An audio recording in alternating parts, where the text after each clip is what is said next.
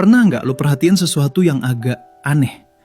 Di hampir setiap kota, dari toko elektronik, toko bahan bangunan, sampai grosir sembako, sering banget yang pegang bisnis itu keluarga China. Bahkan kadang tokonya sederhana, tapi usahanya bisa bertahan puluhan tahun dan terus berkembang. Sekarang pertanyaannya gini bro, apakah mereka punya bakat bisnis sejak lahir? Atau mereka punya strategi tertentu yang sebenarnya simpel, tapi jarang banget dibahas secara jujur di luar komunitas mereka? Banyak orang bilang, mereka udah kaya dari awal. Tapi kalau lu bongkar sejarahnya, banyak keluarga China di Asia Tenggara justru datang sebagai imigran yang mulai dari nol. Mereka nggak punya koneksi besar, nggak punya perusahaan raksasa, bahkan banyak yang memulai dari toko kecil di pinggir jalan. Yang bikin beda bukan keberuntungan, bukan juga karena mereka lebih pintar. Yang bikin beda adalah pola pikir bisnis dan cara mereka memainkan uang. Pola ini sering banget dianggap sepele, padahal justru disitulah rahasia percepatan kekayaan mereka. Mereka memperlakukan uang bukan cuma sebagai alat belanja, tapi sebagai mesin yang harus terus diputar supaya menghasilkan uang lagi. Lu akan kaget kalau tahu, sebagian besar strategi ini sebenarnya sangat sederhana. Tapi karena kebanyakan orang sibuk mengejar gaya hidup, strategi sederhana ini justru jarang dipraktikkan secara disiplin. Di video ini, gue bakal bongkar beberapa pola bisnis yang sering dipakai banyak pengusaha China untuk membangun kekayaan lebih cepat. Bukan teori kampus, tapi pola yang benar-benar dipakai di dunia nyata. Kita bakal bahas mulai dari cara mereka melihat uang, cara mereka membangun jaringan bisnis, sampai strategi memutar modal kecil jadi mesin uang yang stabil. Bahkan kalau lu baru mulai bisnis kecil sekalipun, pola ini masih sangat relevan buat dipakai. Jadi kalau lu selama ini merasa bisnis jalan di tempat atau uang yang lu hasilkan selalu habis tanpa sempat berkembang, mungkin bukan karena lu kurang kerja keras. Mungkin yang kurang cuma satu, cara bermainnya. Dan di video ini, gue bakal tunjukin ke lu cara bermain yang jarang diajarkan secara terbuka. Hal pertama yang jarang disadari banyak orang adalah ini bro. Banyak pengusaha China tidak fokus menjadi kaya dulu, mereka fokus membangun mesin uang yang stabil. Jadi tujuan awal mereka bukan pamer keuntungan, tapi memastikan uang terus mengalir setiap hari. Coba bayangin bisnis seperti sumur air. Banyak orang sibuk menimba air sebanyak mungkin hari ini, tapi lupa memperdalam sumurnya. Sedangkan pola bisnis yang sering dipakai pengusaha China adalah memperdalam sumur dulu, supaya airnya terus keluar tanpa harus panik setiap hari. Makanya banyak dari mereka memulai dari bisnis yang kelihatannya sederhana. Toko kelontong, grosir kecil, bengkel, distributor barang, atau toko material bangunan. Bukan bisnis yang terlihat keren, tapi bisnis yang perputaran uangnya cepat. Di dunia bisnis ada satu konsep yang sangat penting. Cash flow lebih penting dari margin besar. Banyak orang tergoda bisnis untung besar per transaksi, tapi jarang terjadi penjualan. Sebaliknya, banyak pengusaha China memilih untung tipis, tapi transaksi terjadi terus-menerus. Andap saja begini, ada dua bisnis. Bisnis pertama untung 200.000 per transaksi, tapi hanya laku 3 kali sehari. Artinya sehari dapat sekitar 600.000, kedengarannya lumayan. Tapi bisnis kedua cuma untung 20.000 per transaksi. Kelihatannya kecil, bahkan kadang diremehkan orang. Tapi karena barangnya cepat laku, bisa terjadi 200 transaksi sehari. Kalau kita hitung sederhana, 20.000 dikali 200 transaksi sama dengan 4 juta rupiah sehari. Margin kecil, tapi volume besar. Disinilah banyak orang mulai sadar, bukan margin yang bikin kaya, tapi kecepatan perputaran uang.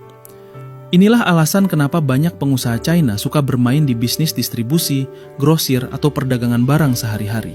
Karena barangnya selalu dibutuhkan orang. Selama manusia makan, bangun rumah, atau memakai barang elektronik, bisnis itu akan terus hidup. Prinsip kedua yang sering mereka pegang adalah uang harus terus diputar, bukan diparkir untuk gaya hidup. Banyak orang baru dapat untung sedikit, langsung upgrade motor, upgrade HP, atau mulai hidup lebih mahal. Sedangkan di banyak keluarga pebisnis China, keuntungan bisnis sering langsung masuk kembali ke bisnis. Mereka memperbesar stok barang, membuka cabang kecil, atau memperluas jaringan supplier. Analogi sederhananya begini bro, kalau uang itu seperti bibit pohon, kebanyakan orang menanam satu bibit lalu langsung memetik buahnya. Tapi para pebisnis ini menanam bibit, lalu dari satu pohon mereka ambil bijinya lagi untuk menanam 10 pohon berikutnya. Makanya dari luar kadang kelihatan sederhana. Tokonya biasa saja, mobilnya tidak mencolok, gaya hidupnya bahkan terlihat hemat. Tapi sebenarnya mereka sedang melakukan sesuatu yang sangat kuat, menggandakan mesin uang secara perlahan. Prinsip ketiga yang juga jarang dibahas adalah fokus pada bisnis yang bisa diwariskan. Banyak pengusaha memikirkan bisnis hanya untuk dirinya sendiri. Tapi banyak keluarga pebisnis China membangun usaha dengan pola keluarga. Anak-anak mereka sejak kecil sudah sering diajak ke toko, ke gudang, atau ke tempat usaha. Bukan sekedar membantu, tapi belajar cara membaca pelanggan, cara tawar-menawar dengan supplier, sampai cara mengatur stok barang. Ini menciptakan efek yang sangat kuat. Ketika generasi berikutnya mengambil alih bisnis, mereka tidak mulai dari nol. Mereka sudah memahami sistemnya sejak lama. Jadi, bisnis bukan sekedar usaha, tapi menjadi ekosistem keluarga yang terus berjalan dari generasi ke generasi. Ini membuat pertumbuhan kekayaan mereka jauh lebih stabil dibanding orang yang harus membangun semuanya sendirian dari awal. Sekarang lu mulai bisa lihat polanya. Mereka tidak mengejar keuntungan instan, mereka mengejar sistem yang membuat uang terus bergerak. Dan ini baru separuh cerita. Karena di balik pola bisnis ini ada strategi lain yang jauh lebih kuat. Cara mereka membangun jaringan dan memanfaatkan kepercayaan dalam bisnis. Sekarang kita masuk ke bagian yang lebih dalam, bro. Ada satu kekuatan besar yang sering lu lihat tapi jarang benar-benar dipahami. Jaringan bisnis berbasis kepercayaan. Banyak pengusaha China membangun bisnis bukan sendirian, tapi dalam jaringan yang saling menguatkan. Bayangin bisnis seperti permainan domino. Kalau lu cuma punya satu keping, permainan berhenti di situ. Tapi kalau lu punya puluhan keping yang tersambung, satu dorongan kecil bisa membuat semuanya bergerak sekaligus. Dalam banyak komunitas bisnis China, supplier, distributor, dan pemilik toko sering punya hubungan yang sangat kuat. Mereka saling merekomendasikan pelanggan, berbagi informasi harga pasar, bahkan kadang memberi barang dulu, baru bayar belakangan. Ini yang disebut ekonomi kepercayaan. Dalam banyak kasus, hubungan yang sudah terbangun bertahun-tahun jauh lebih berharga daripada kontrak resmi yang tebal. Misalnya begini, ada dua orang membuka toko yang sama. Yang pertama harus beli barang tunai setiap kali stok habis. Yang kedua punya relasi supplier yang percaya padanya, sehingga dia bisa ambil barang dengan sistem tempo 30 hari. Sekarang kita pakai contoh angka sederhana supaya kelihatan efeknya. Misalnya satu toko mengambil stok barang senilai 50 juta rupiah setiap bulan. Pemilik toko pertama harus mengeluarkan 50 juta di depan untuk membeli barang. Artinya uangnya langsung terkunci di stok. Sedangkan pemilik toko kedua mengambil barang dengan sistem tempo 30 hari. Dia bisa menjual barang dulu selama 1 bulan sebelum harus membayar supplier. Artinya selama 1 bulan itu dia bisa memutar barang senilai 50 juta tanpa mengeluarkan modal penuh di awal. Kalau margin rata-rata 10%, dia bisa menghasilkan sekitar 5 juta sebelum uangnya bahkan keluar dari kantongnya. Inilah kekuatan jaringan. Kepercayaan bisa menggantikan modal. Banyak orang berpikir bisnis itu soal uang besar. Padahal dalam banyak kasus, bisnis justru berkembang karena hubungan yang kuat dengan supplier, pelanggan, dan sesama pedagang.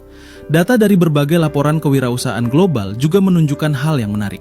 Sebagian besar usaha kecil gagal bukan karena produknya jelek, tapi karena cash flow macet dan tidak punya jaringan distribusi yang kuat. Itulah sebabnya banyak pengusaha China sering memulai bisnis di sektor perdagangan atau distribusi. Mereka tidak hanya menjual produk, tapi membangun rantai aliran barang. Coba lu lihat pasar grosir besar di banyak kota. Sering sekali satu keluarga fokus di satu jenis barang. Ada yang fokus elektronik, ada yang fokus bahan bangunan, ada yang fokus tekstil.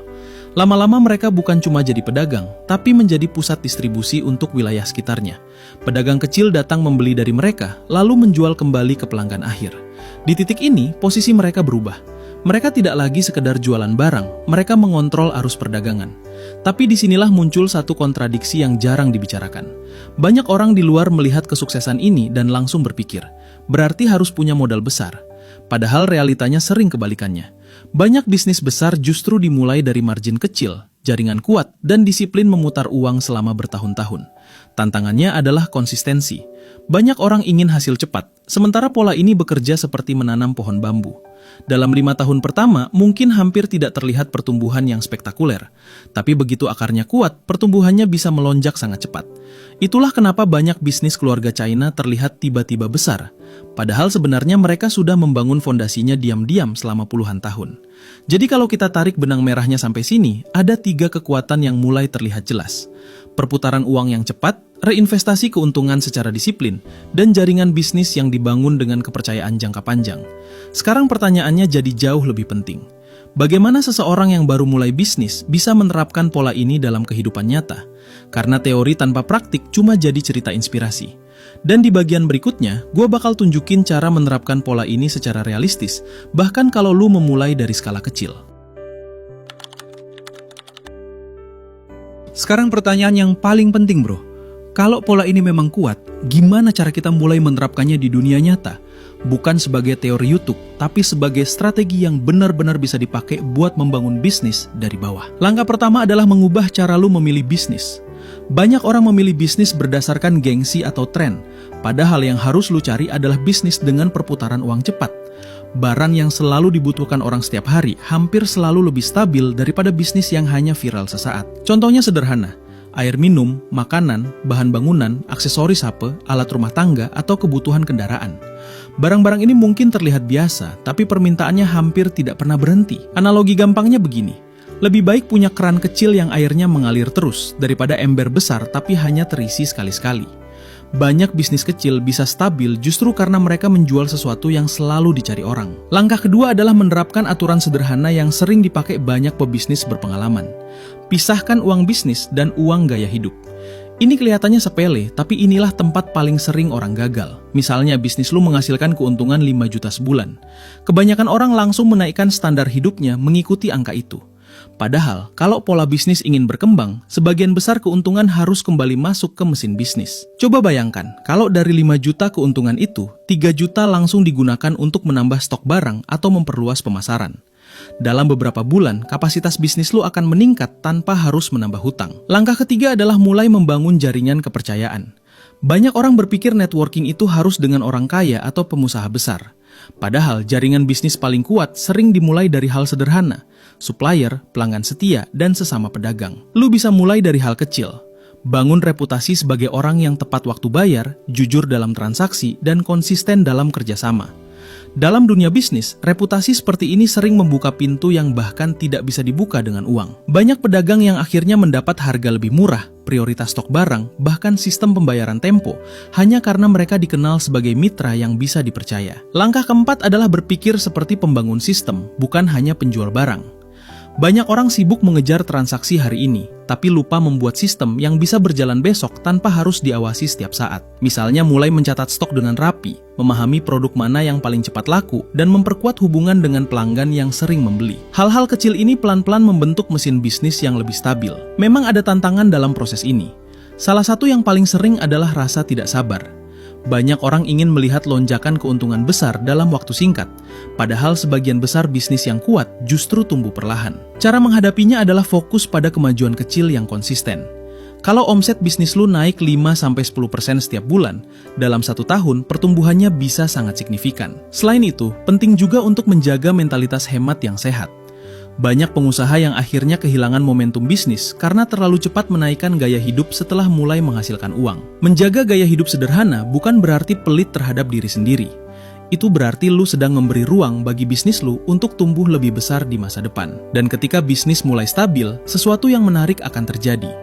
Tekanan finansial perlahan berkurang, keputusan bisnis menjadi lebih tenang, dan lu mulai memiliki kontrol yang lebih besar atas arah hidup lu sendiri. Pada titik itu, bisnis bukan hanya soal uang.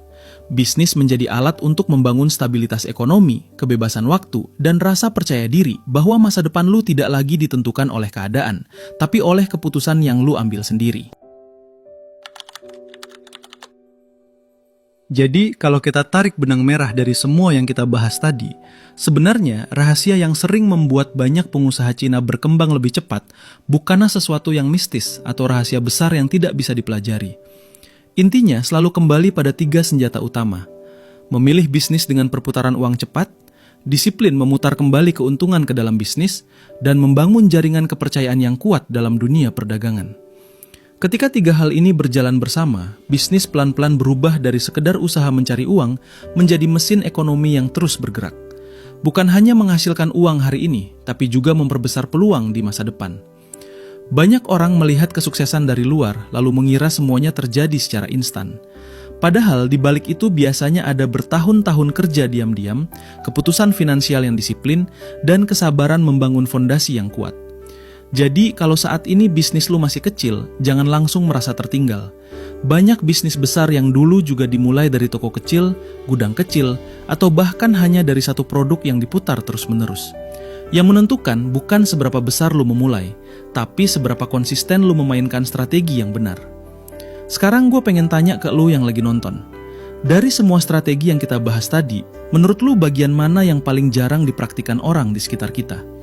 Coba tulis pendapat lu di kolom komentar, karena kadang diskusi seperti ini justru bisa membuka perspektif baru buat banyak orang yang sedang berjuang membangun bisnisnya. Dan kalau video ini membuka cara pandang baru tentang uang dan bisnis, share video ini ke teman lu yang juga lagi berusaha membangun masa depan finansialnya. Ingat bro, kekayaan jarang dibangun dari satu keputusan besar.